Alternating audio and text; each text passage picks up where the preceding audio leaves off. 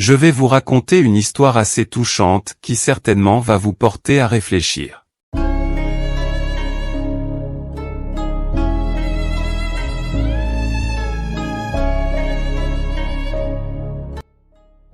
Un homme qui projetait de sauter du pont pas loin de chez moi.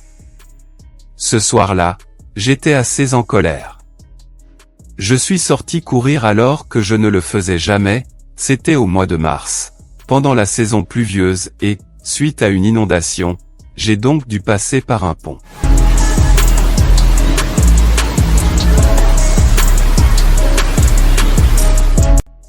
Cela faisait donc 15 minutes que je courais, et j'ai eu la mauvaise surprise d'un homme debout sur la balustrade du pont. J'ai été ébahi.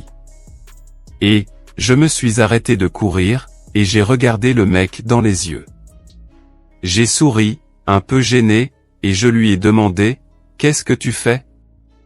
Il n'a rien répondu, et j'ai tiré un peu sur une corde, tout en agrippant l'homme à pleine main en souriant.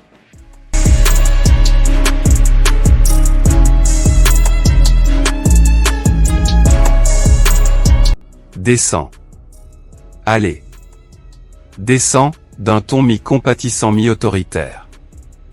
Il est descendu, je l'ai serré longtemps dans mes bras, et, je lui demandai d'où il venait, ce qu'il faisait, et ce qui lui arrivait.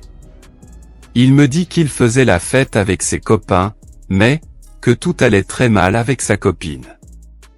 Ainsi que, son diplôme, il m'a aussi expliqué qu'il avait eu des problèmes de consommation et, avec les drogues dures depuis que la relation s'empirait.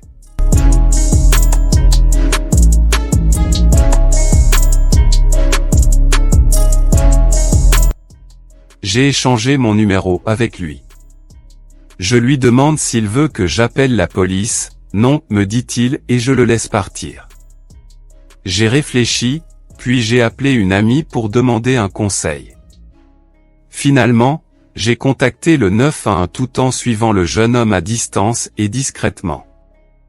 Après 10 minutes d'attente, je suis finalement rentré, et j'ai envoyé un texto au jeune homme, en lui parlant de l'écrivain célèbre et philosophe allemand Martin Heidegger, du champ des possibles. Et que tout allait s'arranger.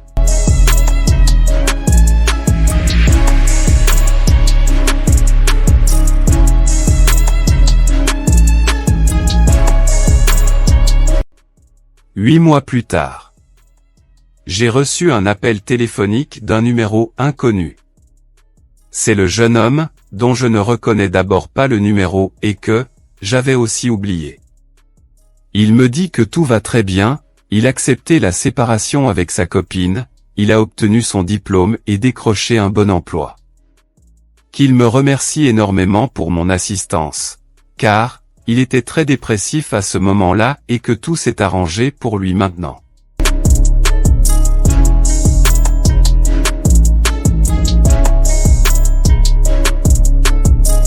De mon côté, j'étais particulièrement heureux de ce dénouement. Certains vont peut-être dire que la non-assistance à personne en danger est punie par la loi. C'est vrai.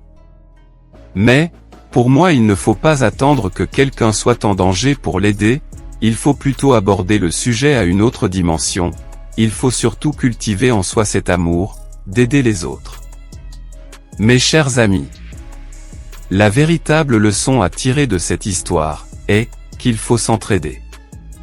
Car, en aidant ce jeune toxicomane qui représentait peut-être un danger à la fois pour lui-même et pour la société, j'ai probablement sauvé la vie de plusieurs personnes et évité le pire. N'oubliez jamais que l'amour est l'arme la plus puissante contre le mal.